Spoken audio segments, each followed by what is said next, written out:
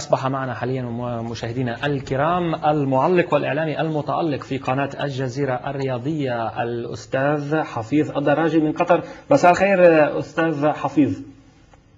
مساء الخير لك ولكل الحضور وكل المشاهدين الكرام. أنا اللي أسعد بوجودي معكم في كل مرة. مرحبا بك. ونحن سعداء أنا وزميلي سامي في الاستوديو.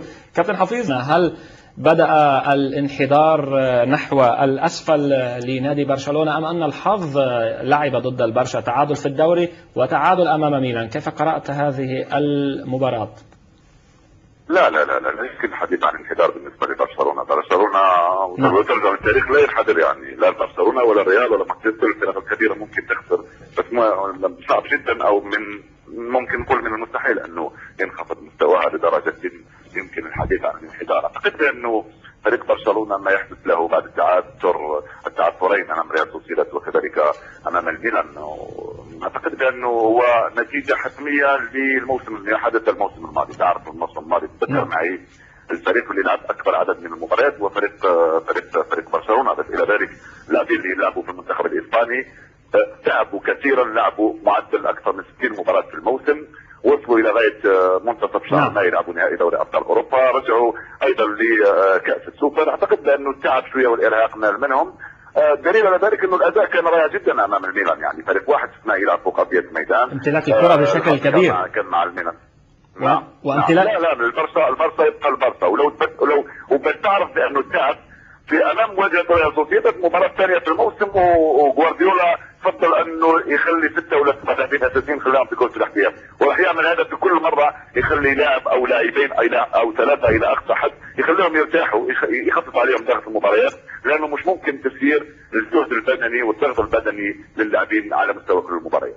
نعم استاذ حفيظ، يعني نتكلم عن البرشا، وحضرتك توقعت بانه لا يمكن ان نقول بانه انحدار في مستوى البرشا كما قلت حضرتك يعني استاذ حفيظ. السنه الماضيه في الاسبوع الثاني برشلونه سقط على ارضه امام هيركوليز ثم انتفض وفاز بمعظم البطولات. هناك الغريم التقليدي الريال، يعني لانه يعني اقوى فريقين في العالم اذا اردنا ان نقول او ان نكون يعني موضوعيين. هل ترى بان الريال هذه السنه سيكون اكثر نضجا من اجل الظفر بلقب تشامبيونز ليج؟ وكيف ترى المنافسه بينه وبين برشلونه خاصه في الدوري الاسباني؟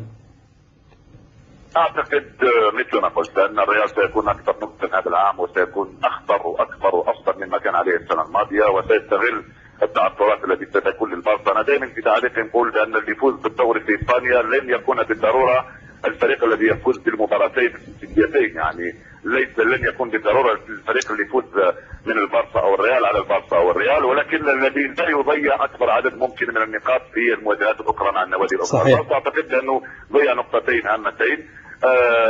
الريال سيحاول تجنب هذا، لانه مشكله الريال العام الماضي انه ضيع اكبر عدد ممكن من النقاط مع نوادي اخرى، مباريات سهله ضيعها مع نوادي سهله مثل ما ضيع فريق برشلونه كما ذكرت انت. وهذا دليل اخر على انه البارسا لا يوجد بعد في مرحله يمكن ان نقول بانه مرحله صعبه او مستوى او انحدار ابدا.